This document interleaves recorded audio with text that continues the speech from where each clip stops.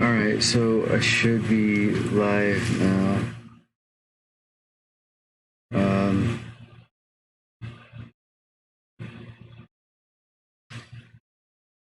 Let me just double check here.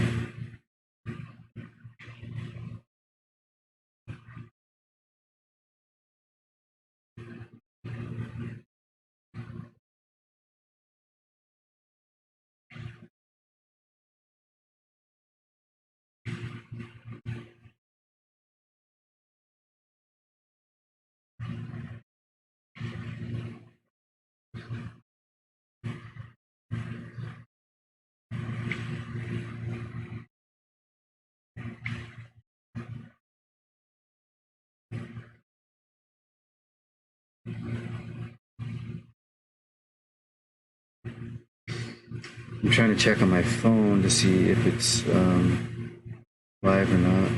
Yeah, okay.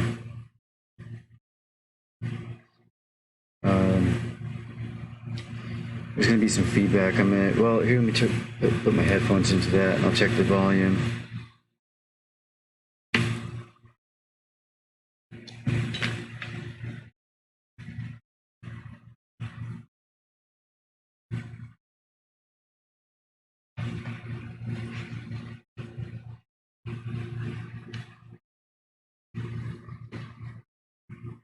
Alright, testing.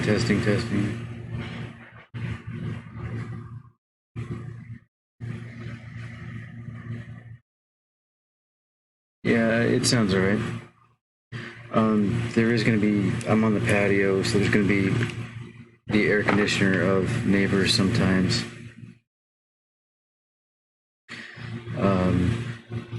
So I do apologize about that. Hopefully it's still going to be able to be heard.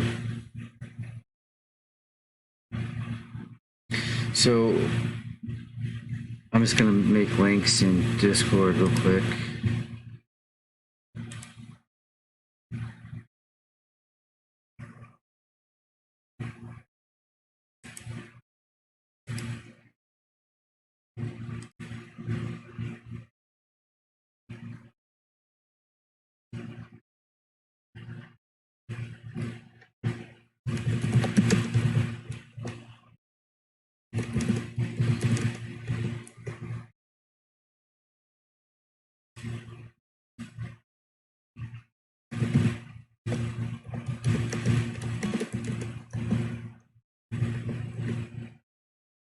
Alright, so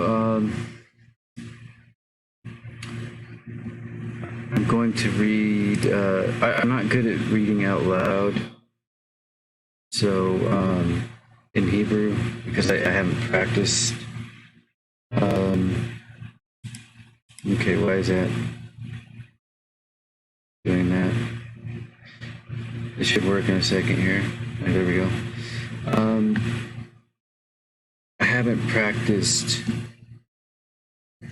speaking out loud in Hebrew for many years, probably,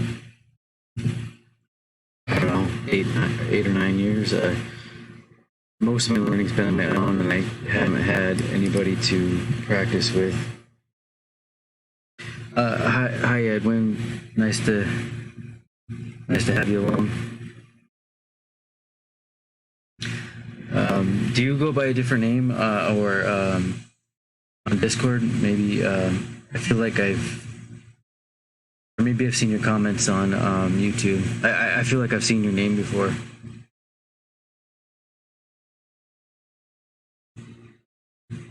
Thanks for confirming. It might be this fan. I'll turn down this fan because it's hot on this porch, and it does help me a little bit to have the fan on. Is that better now? Okay. Maybe I've seen you on YouTube or the Discords. But yeah, thanks for joining and helping with the sound. So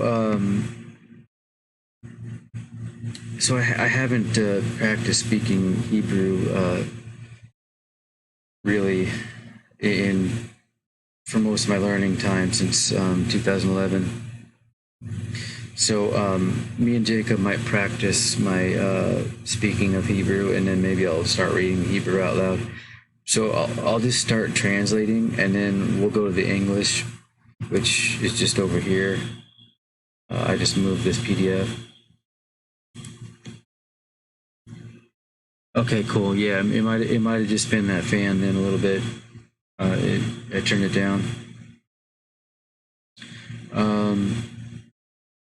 So this is Proverbs 1. This is the letterless version of the Hebrew. I've on my website, if you go to, I have a section that says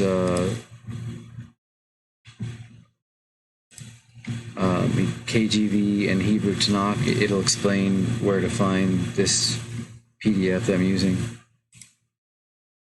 My website's on the top of this stream.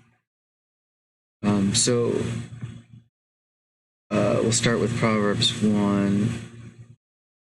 And yeah, sometimes the King James English and the Hebrew don't line up. In other words, like the Hebrew might be verse 1, and then the King James might be like verse 2, or so on and so forth.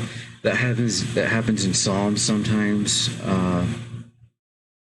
Like if there's an introduction to Psalms, sometimes it's not in the English, and then the verses won't match, but they match here in Proverbs. So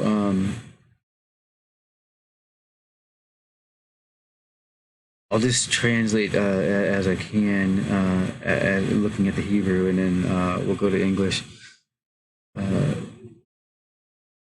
A proverb of Solomon, the son of David, the king of Israel. So mashal as a root can mean to dominate or to tell a proverb. In this case, it's to tell. Well, it's a noun or adjective or something like that. I'm not the best with English grammar terms. It's a proverb. And here, I think you can see my. No, I guess you can't see my cursor, but where it says King of Israel at the end, Melech, Israel. Now this is of course read right to left. Most of you probably know that. But the two dots are like a period.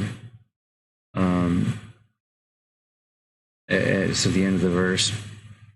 Anyway, Melech isn't definite. There's no hey prefix, but because it's a word pair with Israel, Yisrael, it's Yisrael is definite. It's a person, place, or thing, pronoun, and so because of that, it's the King of Israel. So going to the English, the Proverbs. This is King James.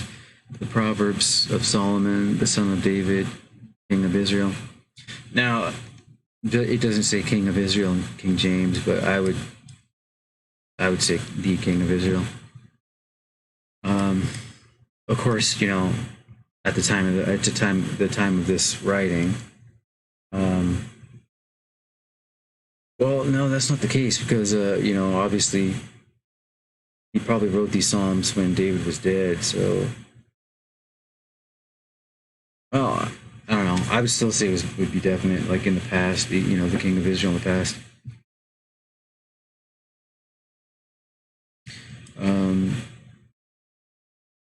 So verse 2.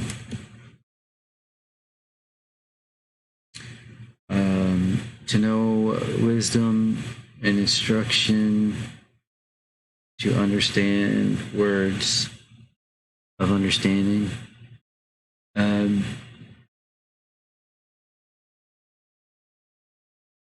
this is kind of interesting for several reasons.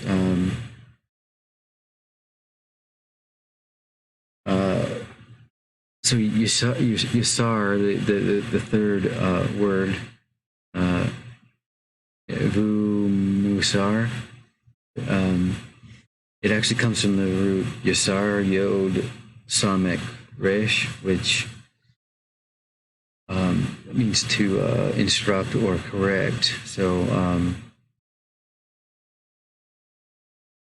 that would be instruction, which comes from that root. Now this last bit, the last three words, to understand, words of understanding. Now, I did peek earlier. The King James translates this with two separate words, even though the root is to understand, being, bait, yod, noon. And pretty much most of the words that come from that root are, they mean understanding. And so, but times like this where there's two words very similar that come from the same root, King James will often use two different English words, which I do agree with. But we can look at the that root. I'm not really sure what to use instead of understanding because of how common understanding is with that root. So, verse 2, to know wisdom and instruction, to perceive the words of understanding. So, it's King James is using perceive, which in modern Hebrew, this root being they do kind of go that direction sometimes. I think they even, if I'm not mistaken, I think they even use this root like to know somebody, like if you know somebody. Anyway, modern Hebrew does go further than just having it as meaning understanding. So, the modern Hebrew might have, might be partially right. But let's, in going, into that direction, let's look at it. This is it's an slightly older version, but it's my Counting Roots dictionary.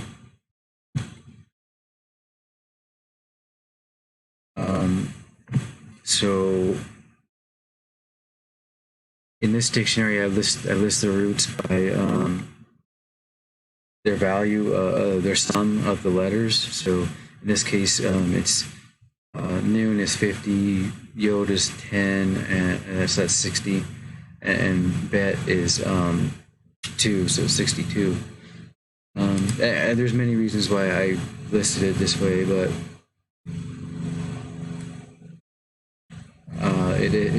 I like listing it this way. Hopefully that helicopter isn't, or airplane isn't too loud. So, let's see if I can select just, yeah. So, here's the root, and every word coming from that root that I've encountered. And so you can see almost all of these have understanding. And in the cases where there,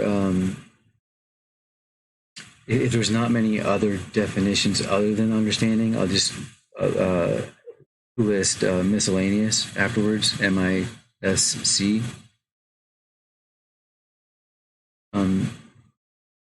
I don't think you can see my cursor. So being, between, among, that comes from this root, but it's a comparison article. It's not really a noun or anything, so that's kind of different. Champion, mediator. Apparently, it comes from this root. I haven't investigated it too much myself. Maybe not at all. Maybe I just took Strong's word for it.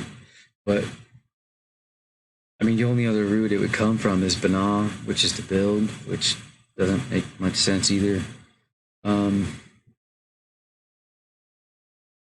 You know, in this one, Levites who taught, you know, in he feel understanding. In he feel this root can mean causing understanding, which, you know, that's basically teaching. So let's go to Strong's 995 here.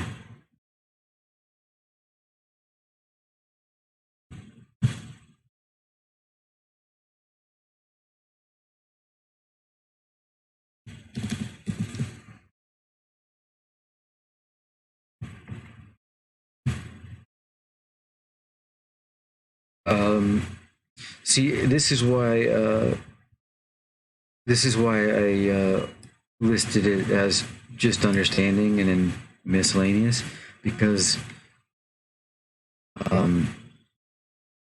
hardly any of these definitions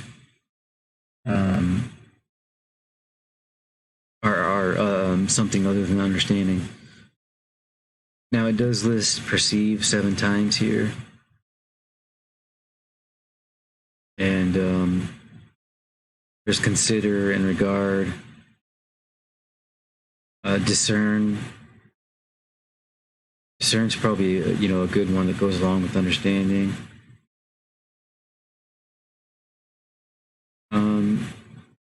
You know, consider doesn't really mean that you understand something.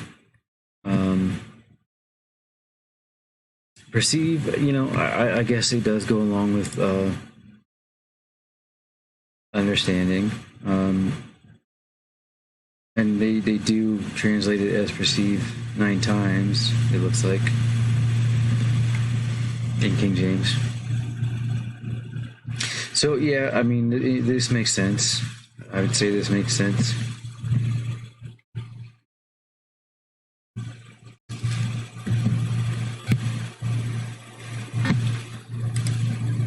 It's just, you know, normally to understand, you know, I would say is the better definition, but because in this verse it's used, you know, basically twice from the same root, 2 words from the same root, that's why it's good to use a different word. So I do agree with perceive here. So let's go to verse 3.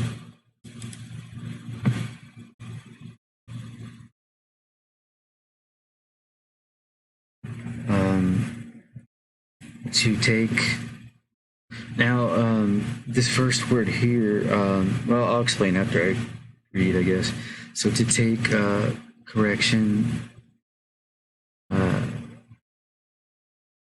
the understand, no, that's a word pair, I guess. To take the understanding of correction or instruction, the understanding of instruction. To take the understanding of instruction, righteousness and judgment and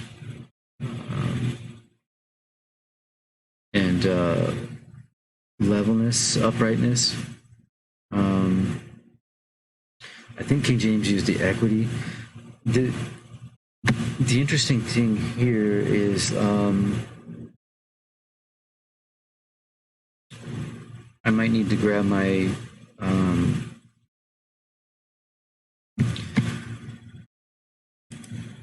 my Tanakh. It's, you know, actually in physical form, because let's see if you can see that I highlighted that in the. It looks different in the Strong's, in the Blue Letter Bible. So let's go to that.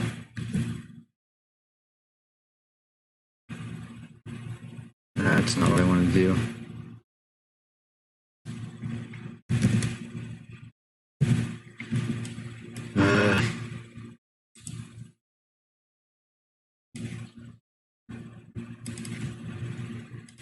So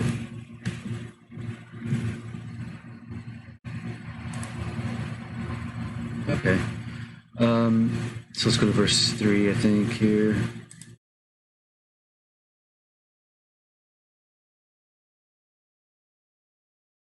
Um, hopefully you can, yeah, you can see my mouse, I think. So at the end here, there's a yod in there on this on Blue Letter Bible. So I'm gonna grab my because this PDF I was using is from 1903. It's a scan of the 1903 Tanakh, and since then there's been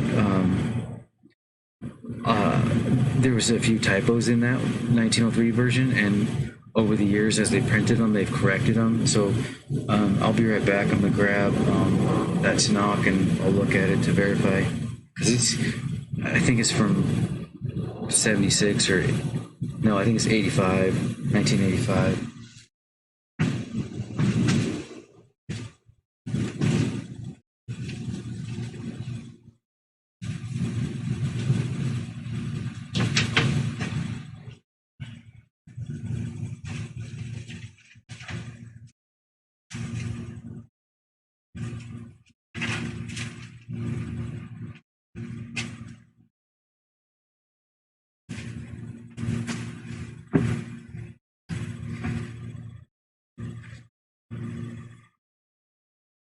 So my lighting is pretty bad, I think, but I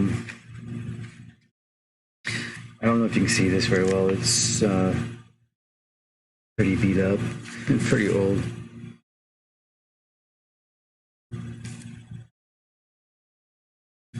But I will look real quick here.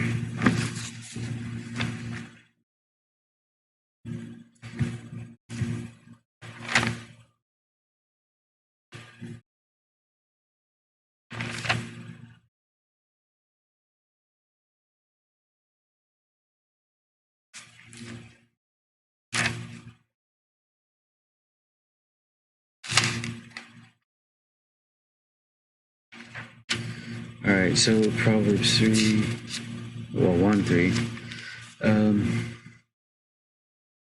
Okay, so this is the same. So what we saw on the PDF is the same. So in other words, this is not a typo in the letter S Hebrew. Yeah, I mean, I don't know what other Tanakhs have here. This is the only Tanakh I have, the only Hebrew in physical form. So, you know, if Jacob watches this, maybe, or somebody else, they can tell me what they have in their Tanakh. But so I'm gonna assume the letterless PDF is correct here.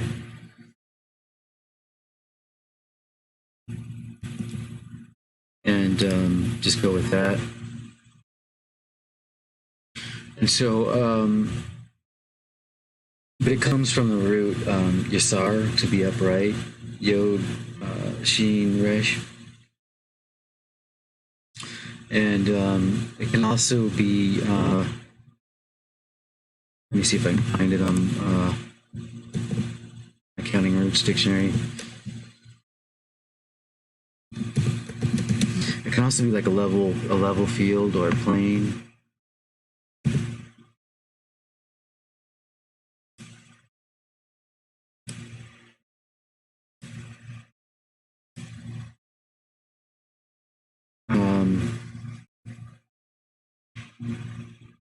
Yeah, it can be a plane, a straight, even place. It can be like equity. So this is the word H4339. This is the one that's used in that verse. So it must have the yod in it in other places because it's used 19 times, and so probably what Strong's and others have done is just added that yod because it was in other places. But sometimes God puts variations in the Hebrew and has missing letters on purpose for many different reasons, which I can go over some other time. But here it's equity. or a level. Equity is kind of like if you're comparing two things, they're kind of level. So, but equity works.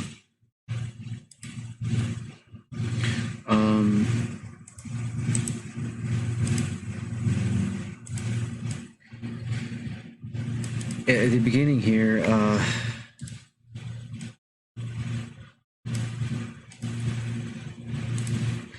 so that's to take from the root to take, lamed, kuf, chet, and I think it's in the infinitive, where it would normally have an extra lamed at the beginning, but I don't recall seeing two lameds together, like a lamed prefix attached to a root that starts with lamed. So I think it has like a special rule where the infinitive, when it starts with the lamed, it just has one lamed, not two. So and I think the English translates it as an infinitive, to know, to receive. But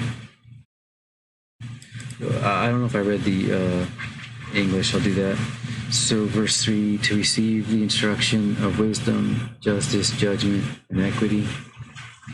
So instead of take, the King James uses receive. The sprinklers are on now, so hopefully that's not too noisy.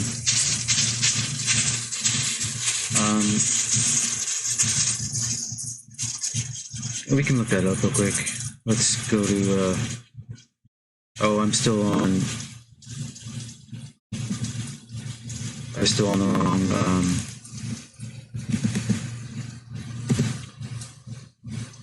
I was displaying the wrong setup here. But yeah, I mean, here's what I was reading, verse 3. Sorry about that. And then on the right here, you can see the root I was talking about. But so let's go to Strong's again.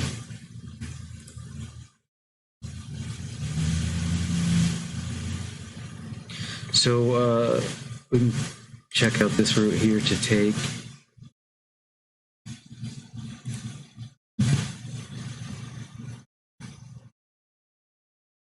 It is listed, I mean, almost like 747 times as take, 61 times as receive. I mean, receive does work, it does work.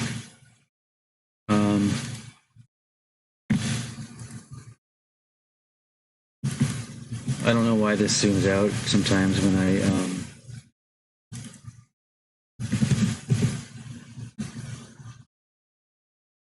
I switch what I'm displaying. But to take the instruction of wisdom, I don't think that sounds too bad. I mean, because receive implies it's like it's being given to you, which, I guess instruction would be given to you, huh? Yeah, that makes sense. Justice. King James is using justice instead of righteousness. From the root Sadiq, Sadi, Dalit, Kuf. That's probably translated that way as justice a lot. Let's take a look just in case.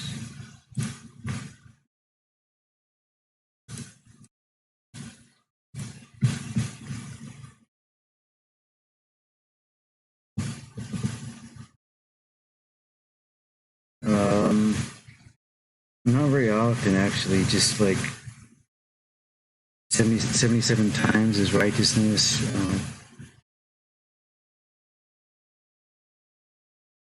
I mean, it's not very often used as justice or just.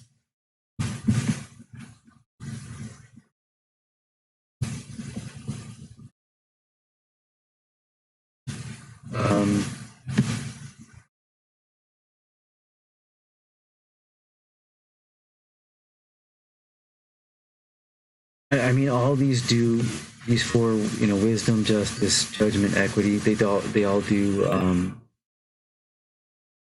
have to do with comparison. Well, maybe not wisdom. The last three do.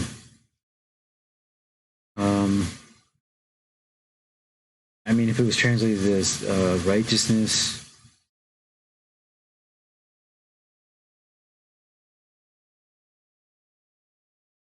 it might not fit in with the other ones. So justice might work here better.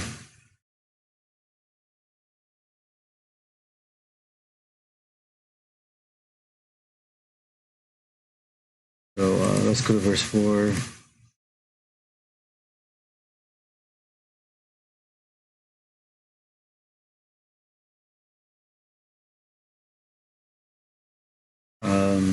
To give. Now I did peek at this one, verse 2 earlier. I probably won't, unless I have a lot of time. I probably won't peek at verses in the future beforehand, but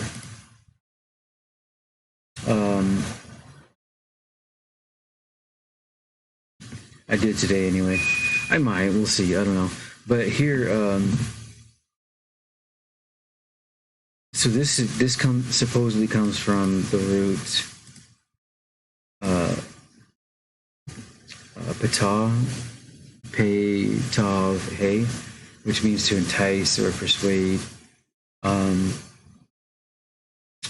As a noun, it can be like petit, simple.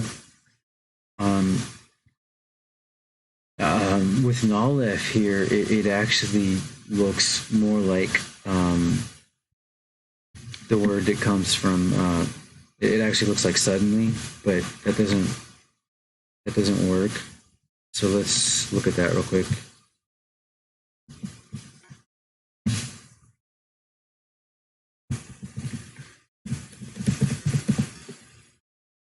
See, see if I can zoom in here. So, if patah was an actual root that was used as a verb, it would be here in my Counting Roots dictionary. But it's not used as a verb. It's only used as suddenly, which, like I said, if there was a root, it would come from patah, pei, tav, aleph, but we don't have a verb that uses that root. So anyway, but suddenly doesn't work in the verse. So there's rare cases where an aleph suffix can be used to make a word definite. And a lot of people try to say that that's Aramaic because it does happen in Daniel, but as I remember, I'm pretty sure it happens in other places too. And I think I talked about that in my grammar book, Learning Hebrew from Genesis.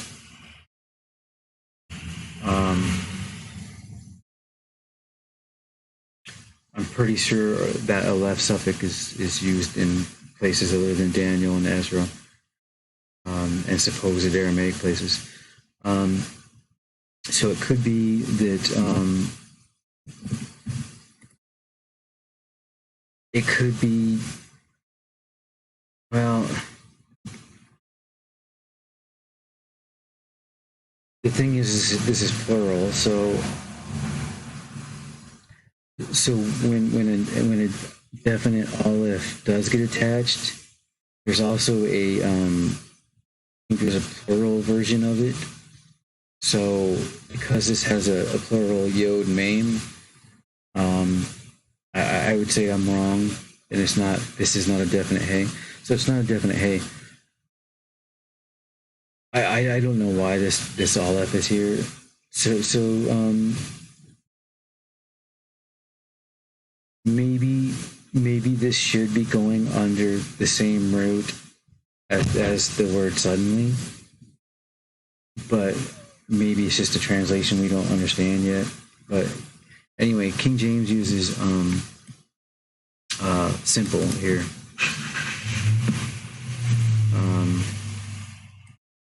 I think. Yeah, simple.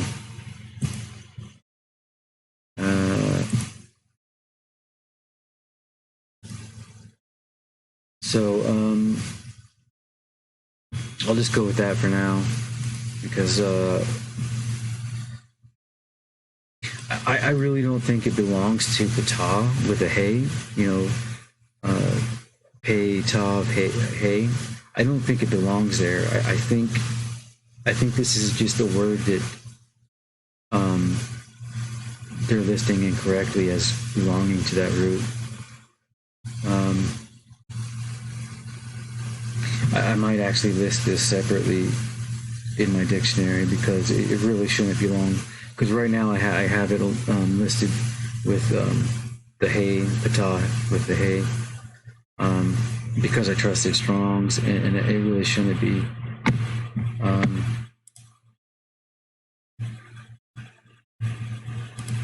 So I'm gonna make a bookmark of that real quick so I remember.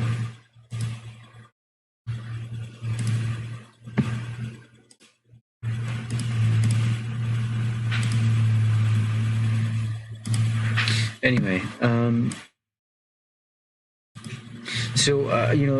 this Proverbs is a little more complicated. I do have a lot to say sometimes, so this might go pretty slow overall, as far as covering chapters and verses and whatnot. It might take 2 months. I don't know. Because at this rate we might only get like 10 verses done, or which is fine. Anyway, so I'll start verse 4 over. So to give the simple subtlety, to the young man knowledge and divisiveness. So King James does this differently. Whoops.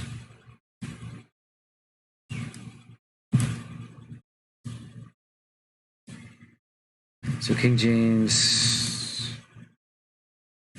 to give subtlety to the simple, which that's how I pretty much translate it, because I trusted King James. This word here can be naked or subtle.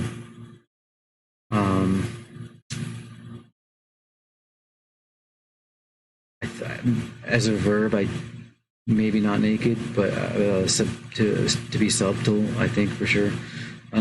This is the same word or root that was used for the serpent in the Garden of Eden, where it said something like the serpent was the most subtle among animals or something. It's the same root there. So to give subtlety to the simple, to the young man knowledge and discretion. So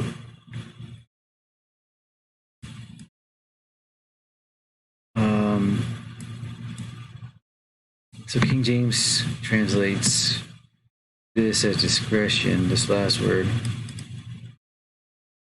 which I disagree with, because it comes from Zamam, the root Zamam, Zayin Mem Mem, which we can go to my dictionary. That's 87.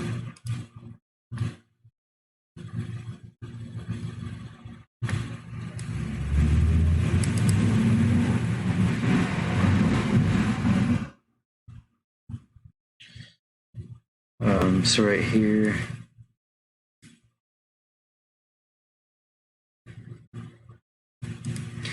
it's usually the the root is to think or devise, but it's usually something wicked, like a wicked thought or a wicked device. I mean, all three of these words that come from it have to do with wickedness, which doesn't mean that a verb, it doesn't mean any word that comes. It doesn't mean every word that comes from it has to be doing something with wickedness, but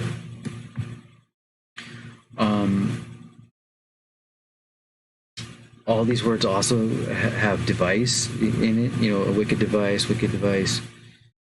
This one doesn't, but anyway. So I think it would be better translated as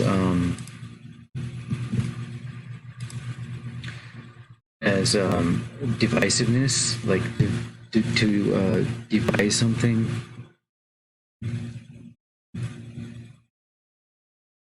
So to the young man, knowledge and divisiveness, or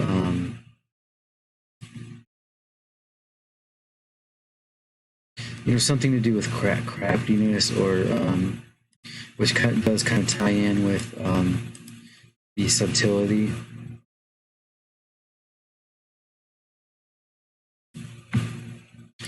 But let's move on to verse 5.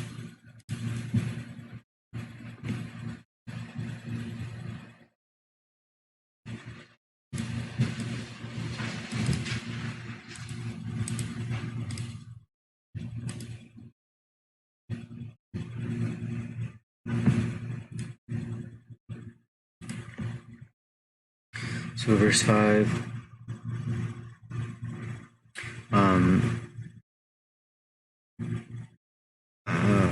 a wise one will hear and increase in taking, or to take again. And an understanding one will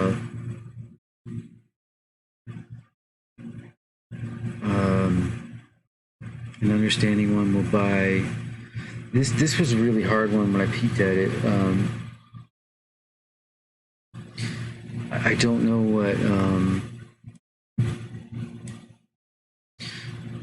what this would be, because kaval, pay, bait, lamed can usually mean, as a root, it means to take a pledge or to destroy. Words that come from it can be like a chord or a region. So it could be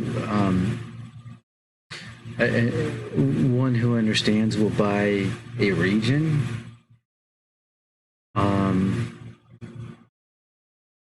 Which kind of goes along with the increase. It will increase in taking in the first part of the verse, but King James does do this differently. So verse 5 here.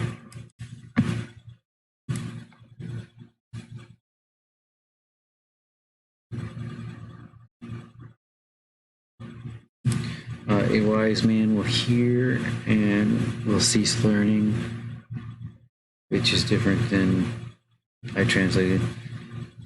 And a man of understanding shall attain unto wise counsels. So King James is calling this wise counsels. And it's translating this as learning, which I totally disagree with. So I really don't understand how they came to either one of these conclusions here. Let me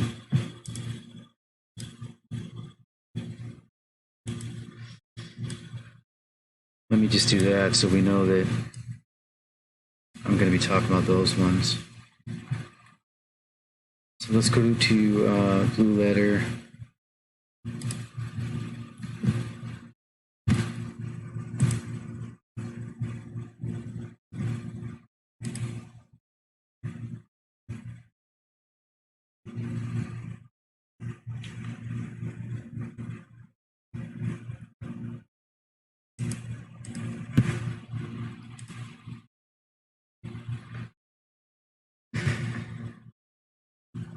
So it comes from the root to take. Sometimes receive, like we went over. I mean, there's some miscellaneous ones, but those are the primary. So here it's saying, so translated this 9 times as doctrine, learning, or fair speech. I have no idea why they're translating it that way. I wouldn't translate it that way. I think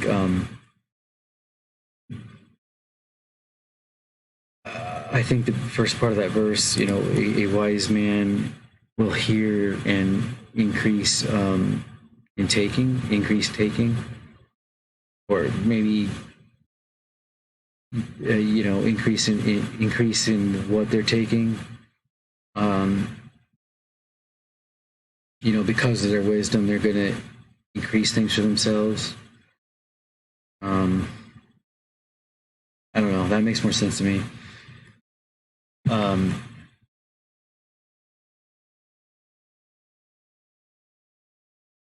I mean, we can look and see what. So for learning, if they've done it 4 times, translated it 4 times. In Proverbs 9:9, the last part is, and he will increase in learning, which is the same, kind of the same combination. Might even be using the same, the root Yosef, Yod, Sonic Pay, which we had in verse 5 that we just looked at. So Proverbs 9:9 might be using the same. Proverbs 16:21.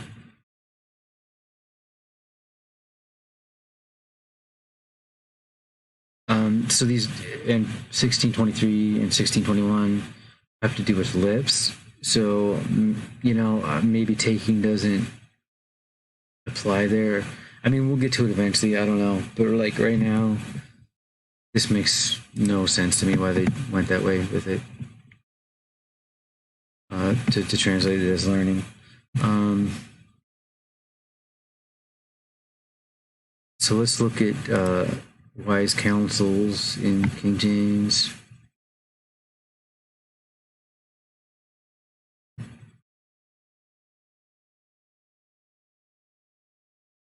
So this is used 6 times.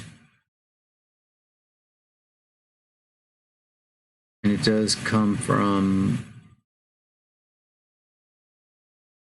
the root that I said it did, to take a pledge or destroy.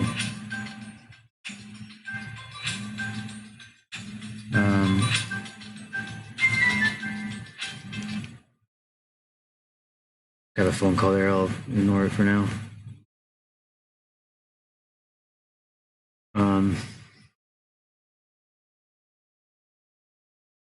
If I can. Yeah. So it comes from the root to take a pledge or destroy.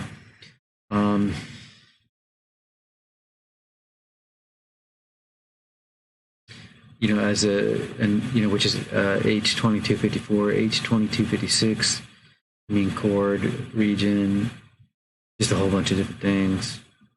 But chord and region are the main. So yeah, again, I just have no idea whether translating it as counsel.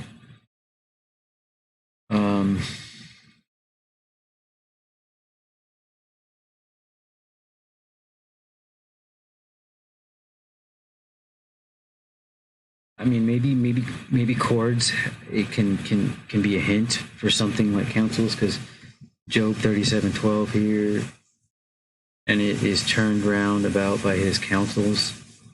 I mean, maybe somebody could be turned around by a chord also.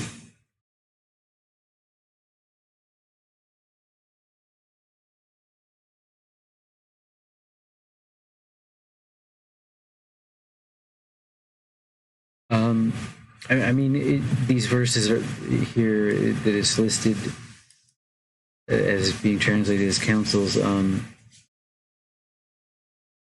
doesn't make sense as counsel.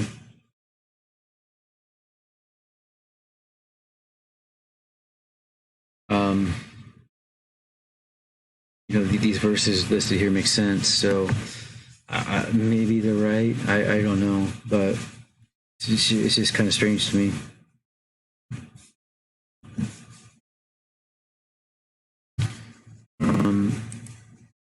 So let's move to verse 6.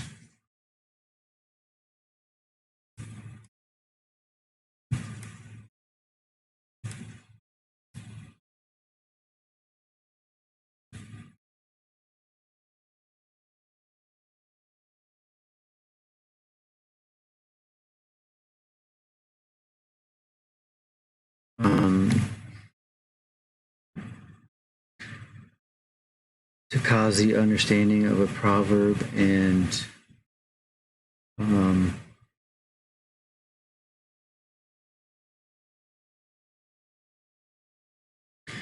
I don't know that word. It looks like it might be from the root to mock, but I don't think so. So let me peek real quick. Oh, it's King James is saying an interpretation. So to cause the understanding of a proverb and interpretation. Wise words and their riddle.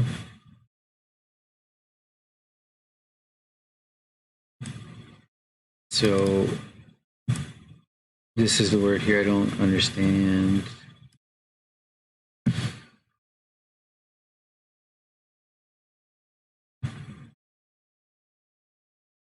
So the English.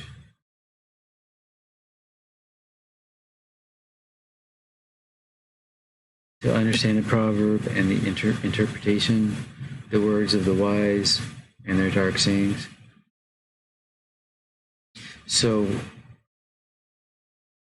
I know this root, this last one, is to riddle or say a dark saying. So instead of using riddle, King James just went with dark sayings.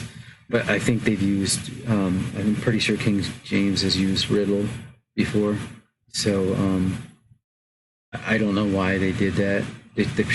Maybe they should, I think they probably should have went with riddle, but we'll look at it.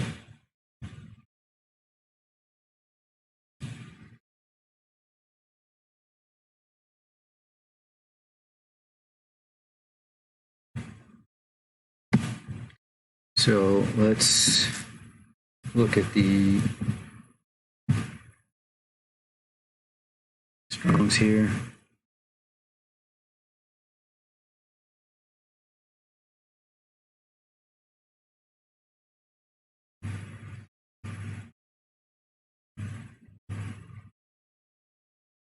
It looks like I'm pretty delayed either on my phone or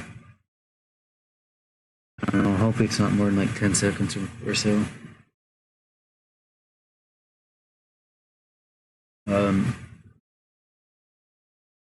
So this one, interpretation.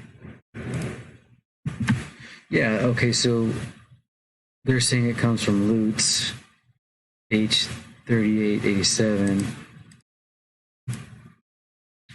which does mean to scorn or mock, with like I thought. So at least I was right with the root that it came from, but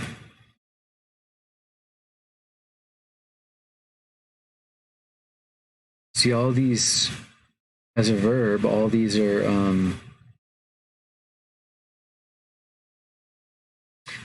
kind of negative, scorning or mocking. So there's only three.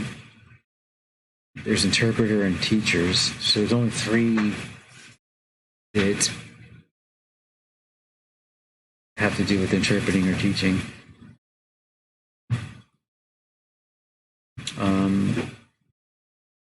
And this word here is only used twice. Um, thought I was showing. Thought I was showing blue letter. I guess it wasn't.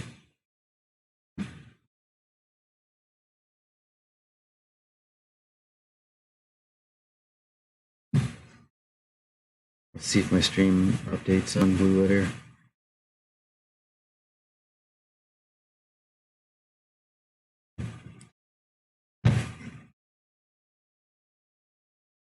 Maybe my phone just isn't updating.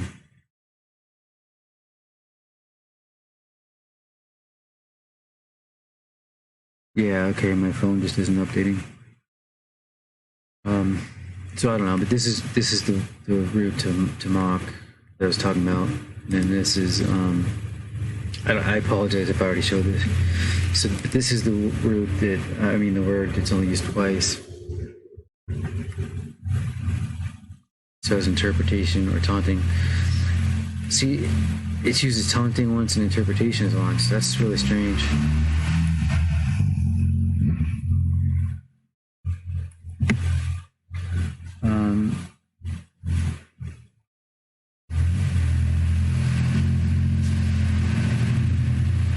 I guess my stream is lagging pretty bad. I don't know. It's either that or my phone is.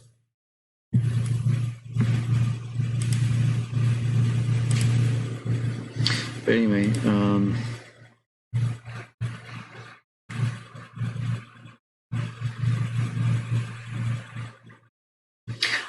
interpretation makes more sense. It wouldn't make sense if it's translated as like to mock in the verse.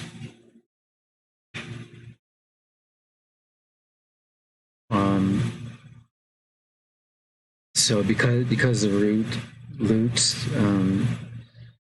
does have interpretation a few rare times, I guess it does make sense to use interpretation here.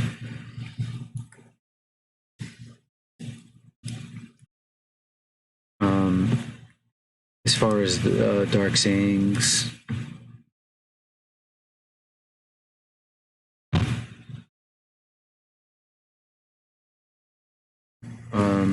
so it comes from Kud, H2330, which means to put forth a riddle or to put forth. That's used 4 times as a root. This word kita is used 17 times.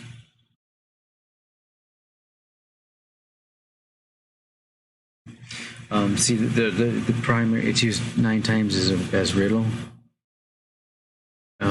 which is like most of the time, 9 times out of 17. 1 time is proverb or hard question 2 times. It's only dark sentences and dark speech 1 time each.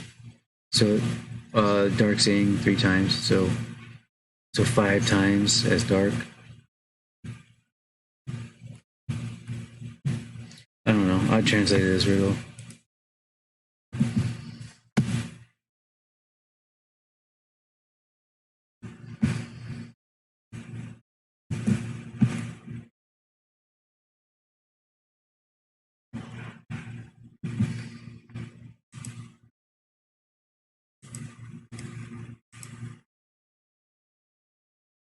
So let's go to verse 7.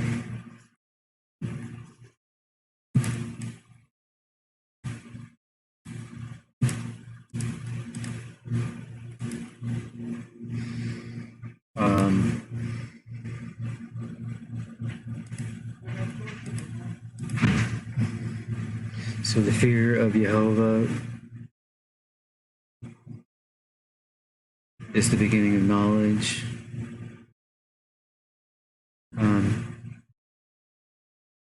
Technically, that's not definite, so maybe it's better to say the fear, the reverence. It can be Yirah, Yod, Resh, Aleph can mean to revere or to fear, actual fear or reverence. So actually, reverence is better. The reverence of Jehovah is the beginning, a beginning of knowledge. Technically, I mean, inserting a the might not hurt. I don't know. So the reverence of Jehovah is a beginning of knowledge, wisdom, and instruction.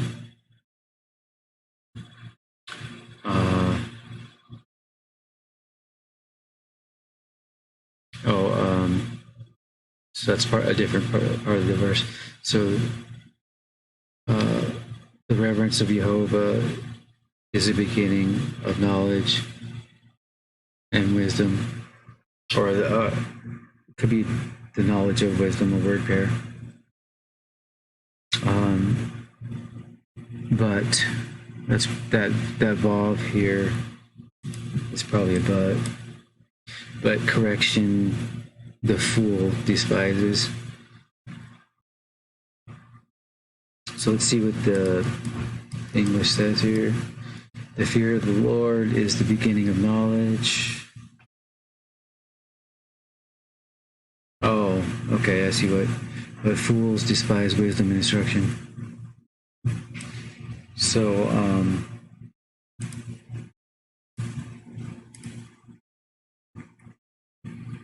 So these two are part of the last part of the verse according to King James, which it could be.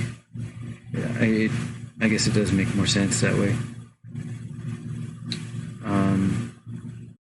So the reverence of Jehovah is the beginning of knowledge, wisdom and correction. A fool, no, that's plural actually.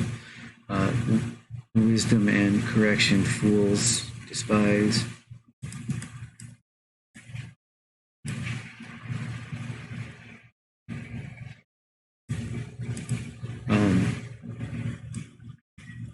Yisar can be to correct or instruct, so pretty similar.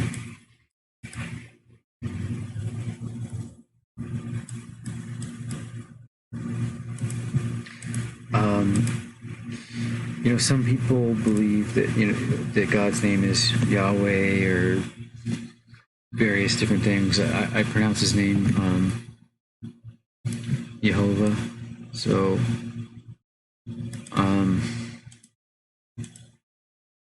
I know that some people in Judaism believe we're not supposed to say God's name, and I've never seen a verse that says I can't, and I've seen many verses that say that I should say God's name, but there is verses also that say not to take his name in vain. I think it says his name in vain.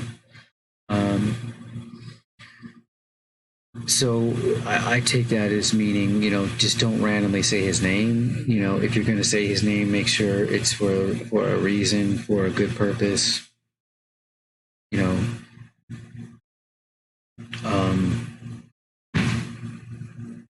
So that's how I see it.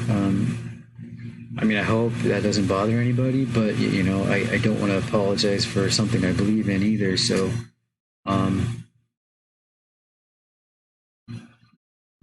yeah, hopefully that doesn't annoy or offend anybody. But again, it's just what I believe.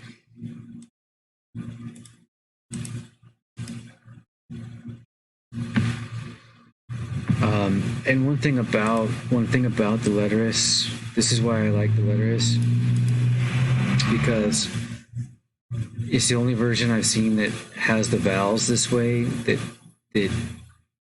have it pronounced the way I said it as Jehovah, because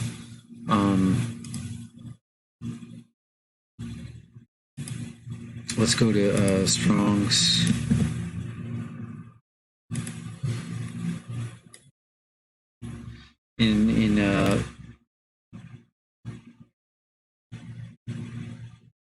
In Strong's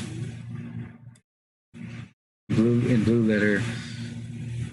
Okay, well at the top here they do have it spelled correctly, but in the actual text that they show here,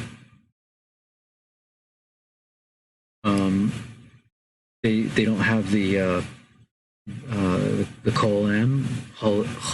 holem. It's I don't know how it's spelled, but it's the vowel, the spelling of the vowel starts with a chet, I think. Anyway, the holem, it's like an O type sounding vowel, so it's missing here on the vav in the text. So most Tanakhs have missing vowels, and I think it's that one, that O sounding vowel that's missing, because I think it is because of the tradition that a lot of Jews don't. They believe it's not right to say God's name, and so a lot of manuscripts just don't even have that vowel, so you can't. So you basically can't say his name properly. But if you didn't know it beforehand. But that's why I like this letterless version, because it does actually have that vowel. It has all the vowels.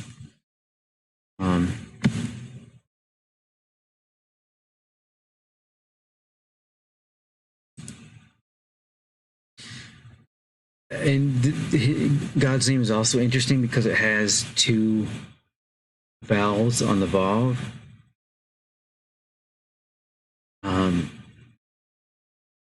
And I can only think of like one word in Hebrew that might have two vowels on it, other than his name. There might not be any. Let me see if I can find it.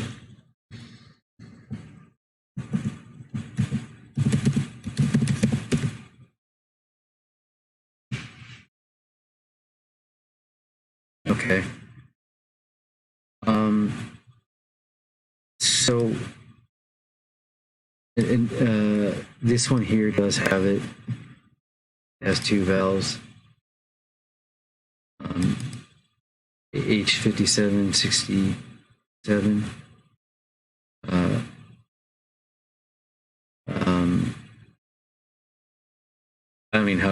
don't know how to pronounce that. Let's go look at it. 5767.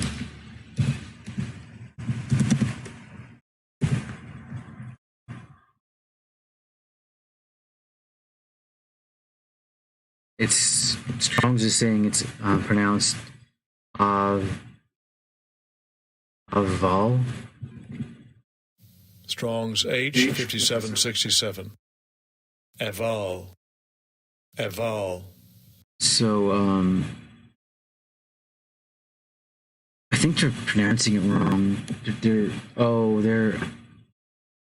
They're treating this as a dagesh. Okay, they're treating this as a dagesh. So they're saying the vav twice because they're treating it as a dagesh and not a kibbutz, a U type of vowel. So I would actually need to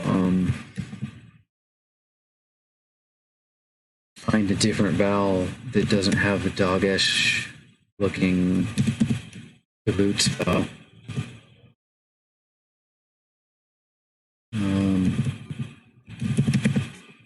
How do you spell iniquity?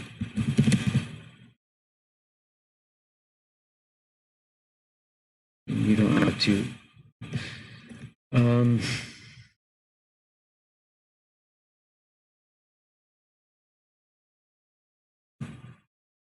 don't know.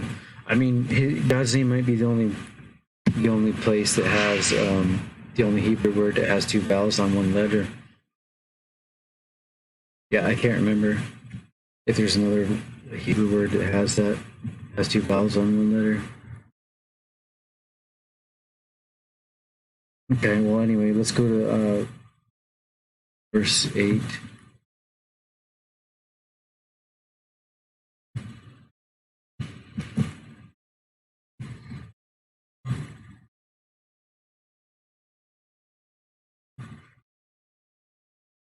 So, hear, my son, the instruction of your father, and do not leave the teaching of your mother.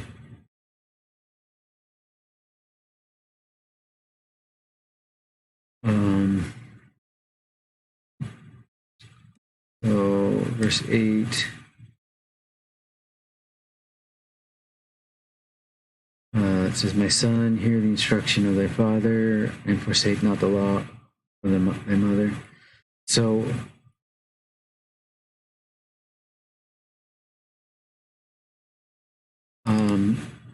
it's translating teaching here as law. So this comes from the root yara, which means to teach. Yod, resh, hey. And as a word here, the reason why this this vav is here is because the yod drops off. Because the tav was added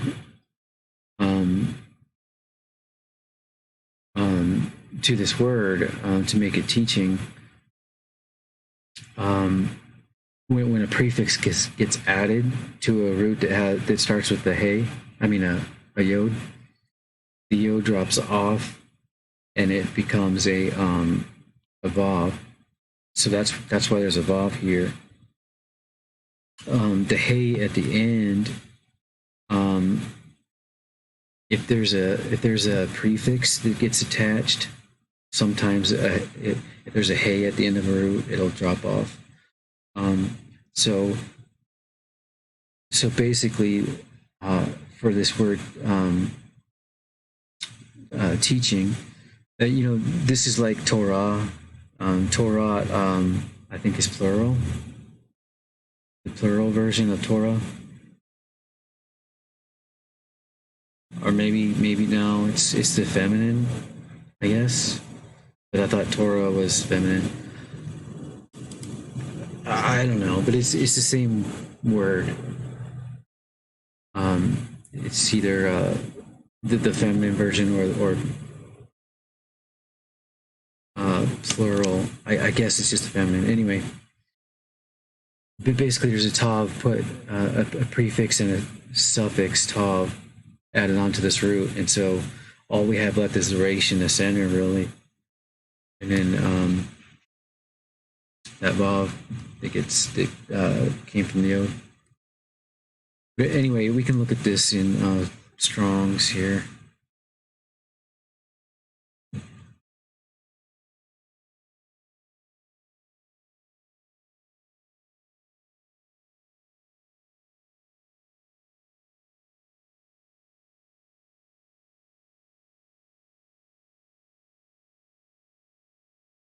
Okay, well, it's just using Torah. It's not even using Torah, which that's one thing I don't like about Strong's is it doesn't separate. Like,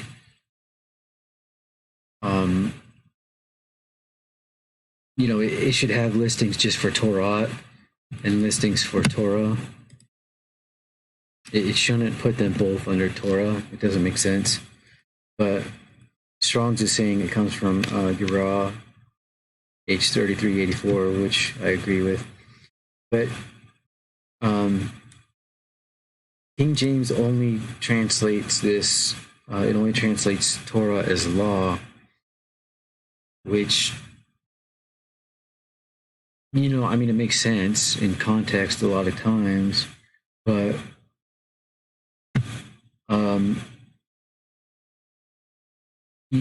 a teaching is also something that's, if a father teaches something, it also means that they have a preference or an expectation. So it is similar to a law, but teaching something, God does have laws, but law, the word law sounds more harsh, it just sounds more harsh, whereas teaching sounds like, from a father that's more loving, and law sounds like it's from a father that's like, you do this or there's going to be, serious problems. And because it comes from the root yara, which usually means teach, it can also mean shoot or cast, even rain.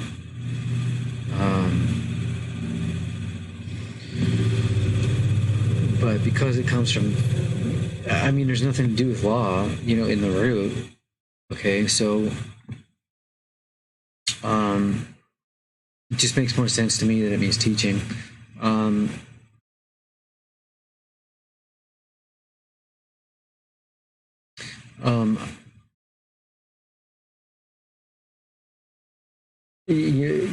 I heard. I think Jacob said that he thought this root came from the Torah came from hara, to conceive, but we can look at that. I don't want to like say he's wrong or put him on the spot, but I do want to just bring that up, that there is different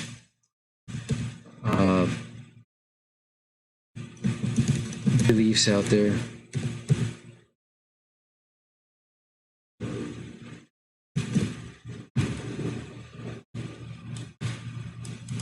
Because I remember I was having trouble on my phone. My connection wasn't good, so I didn't get it listened to well. But I do remember him saying this. But I'm pretty sure he said that he thought Torah came from this root, hara. Now, this root means to conceive, and in modern times can mean parents, which I agree with. Makes sense.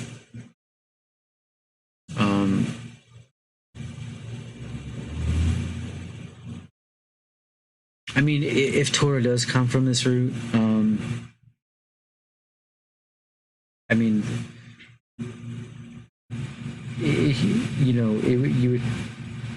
you would have to think of the teachings of the laws being like an offspring of God. That would be the only way for it to work.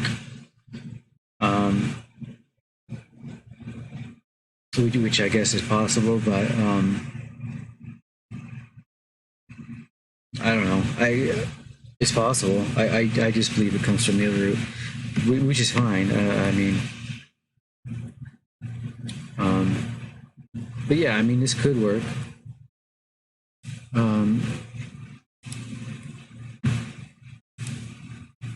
But yeah, I don't understand why. It really bugs me that Strong's doesn't list Torah differently, because let's see if it does down here in the notes. I don't think it's going to.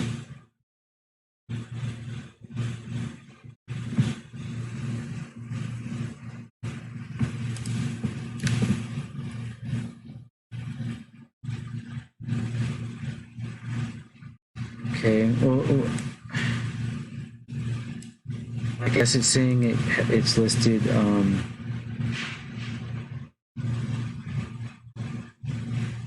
65 times is Torah.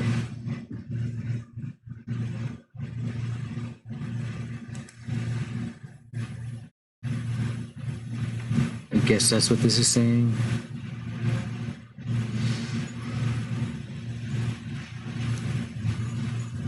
They're saying it's feminine, construct, noun, singular,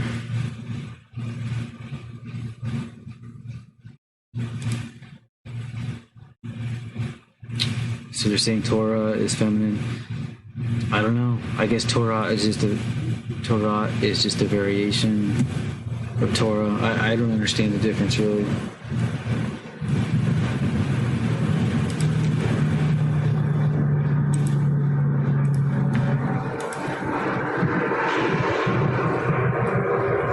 So let's go to verse 9.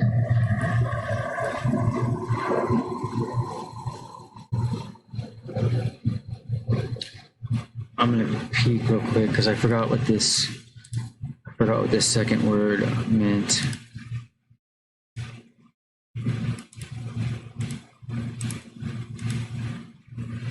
Oh, ornament, supposedly.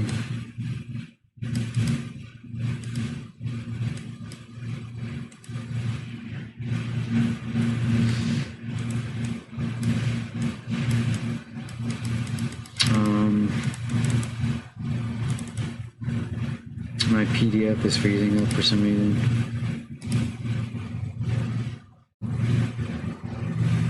Looks like my stream might be freezing up a little bit. I'm not sure. No, maybe not. I'll reload this PDF, I guess.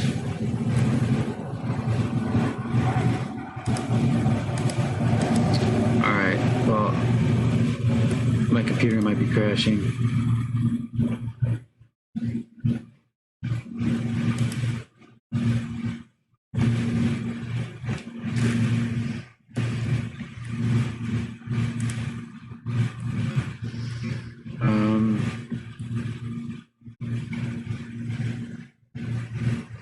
Let's see if I can manually close Acrobat Reader.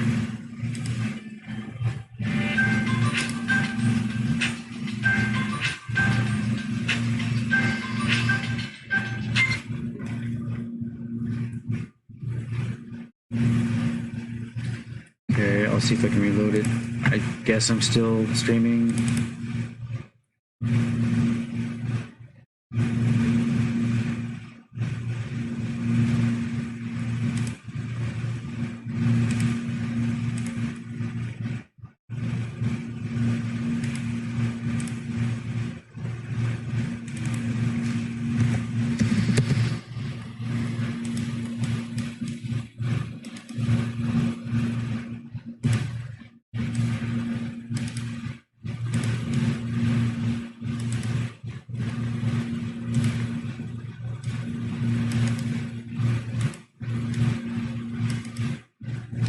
Okay, let's see if I can show the PDF again.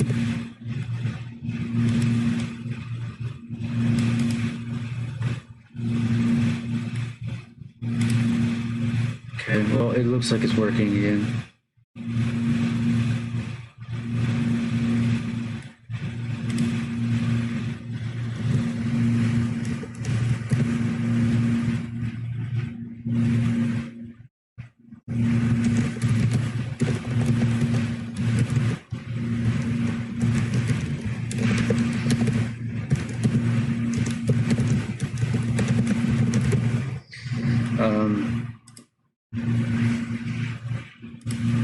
So anyway, so that word is ornament, apparently. So let's start with verse 9. Because an ornament, a favor is your head has. So because your head, because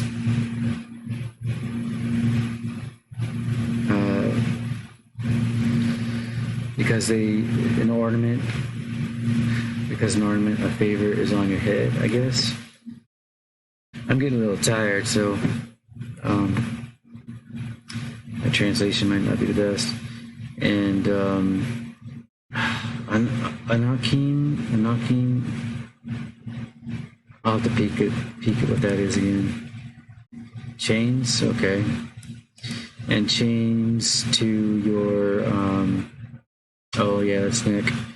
That comes from garar, I think, which means to chew. And words that come from it is like cud or neck. But this is an unusual spelling of neck. Neck is usually goran or garah. I don't remember which one.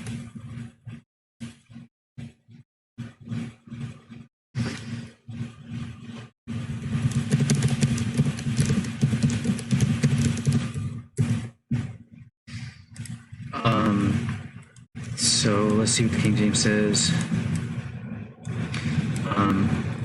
For they shall be an ornament of grace unto thy head.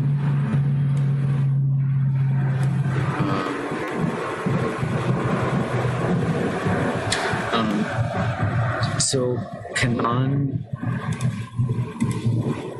here can be favor or grace. I usually like to translate it as favor. So that's a word pair apparently.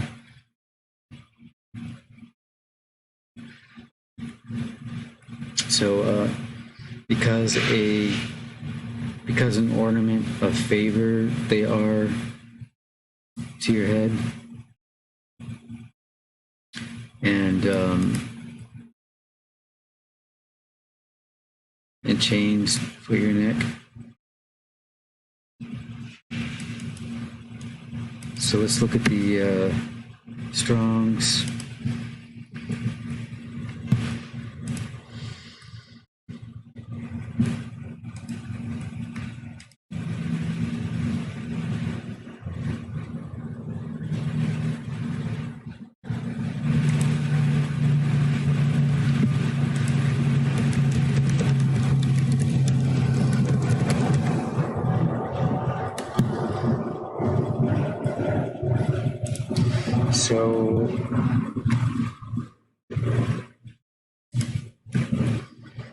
So this here, H3880, it does come from the root, I thought, which is 3867, which means to join or lend. But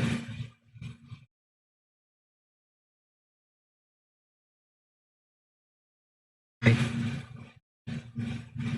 have no idea why it's translated as ornament. I guess because the chains later on in the verse, which we can look at.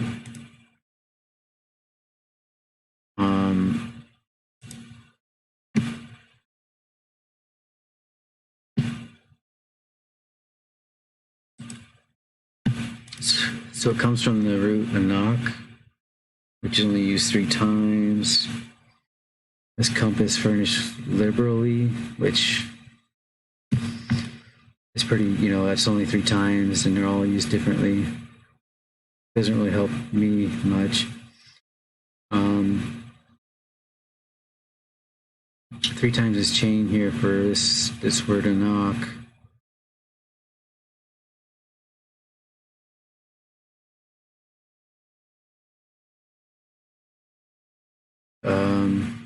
And, each time it's talking about a neck, something on the neck.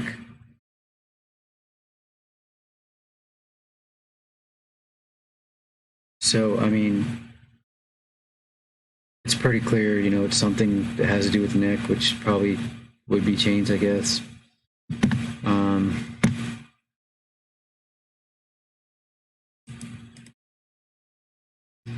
So, yeah, this word comes from garar, this word for neck, which, to chew. So cud, garar, we can look real quick.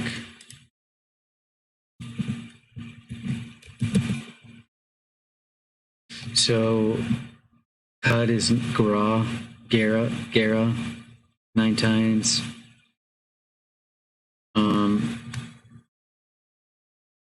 So neck, garon. See, that's the word I thought would be neck, is garon. But I guess 4 times is garot, which is in this verse 4 times.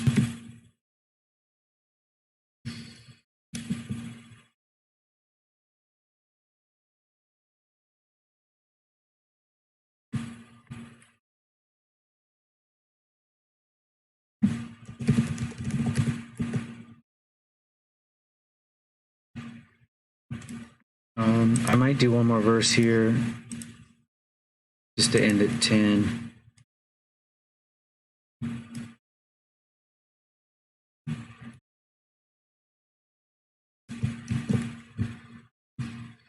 So, verse 10.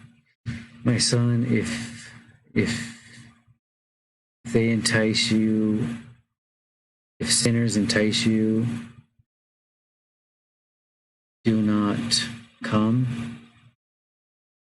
Sometimes this root, it's bait, vav, aleph. Sometimes it's usually to come. Sometimes it's translated as go. So maybe do not go. King James, it's this last word here. It's a command, though. It's a command to do not.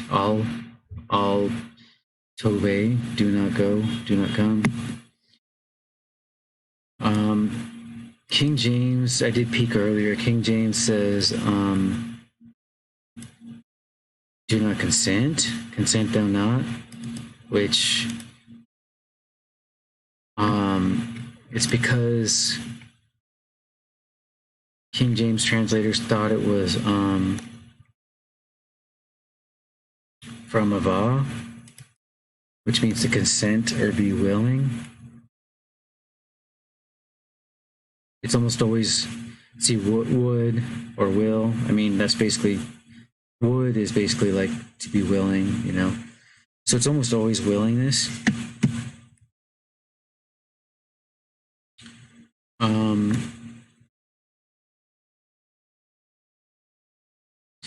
I mean, I guess you could translate it as do not be willing. You know, if my son, if sinners will entice you, do not be willing. I get that, you know, that does make sense. I mean, you know, consent does make sense too, but the problem is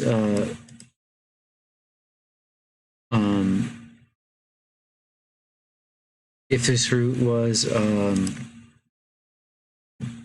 so here's I wasn't showing the blue letter.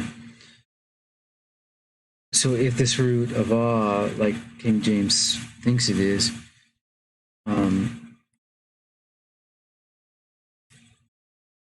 you know, which usually means would or will or willing. Okay, if it is this root, then it would be it wouldn't be tove in the Hebrew. It would be like toav or something.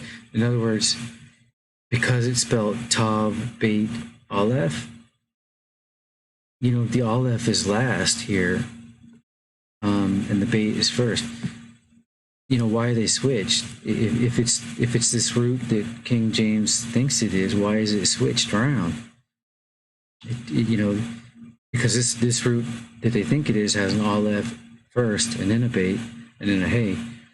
You know, the hey might drop off, but if they were right, then it would be tav, aleph, beit. But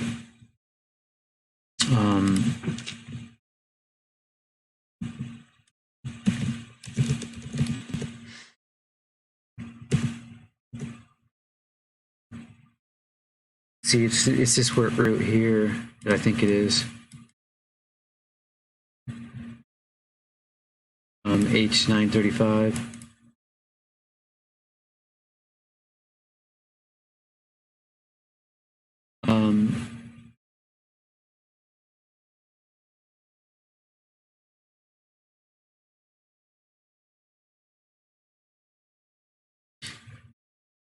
See here, it's well, anyway, sometimes it can mean to go. It just makes more sense to me that that's the root. And if you translate it as going, like it is rarely sometimes translated as, then it makes more sense. Even if you translate it as do not come, you know, maybe don't come to the place that they're saying, you know, the sinners are saying to, or do not come to the situation, you know, that they're saying to. I don't know. That makes more sense to me. So next time I'll probably start off with verse 11. I think I'm going to end it here. So, thanks for watching. And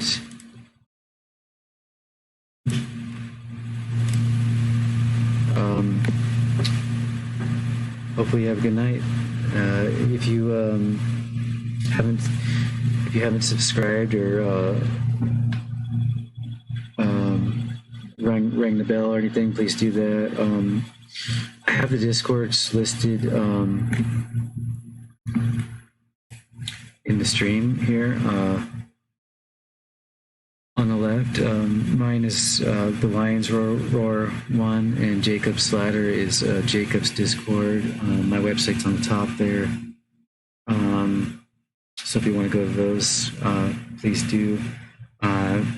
Please leave comments in the YouTube video here if you want. And I'll be checking them, and I think Jacob does check those comments often also. So thanks for watching. If there's audio problems, I will see if I can fix them if people have suggestions.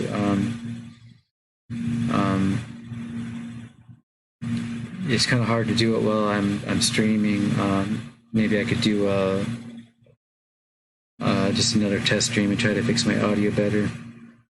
Anyway, have a good night. Thanks. And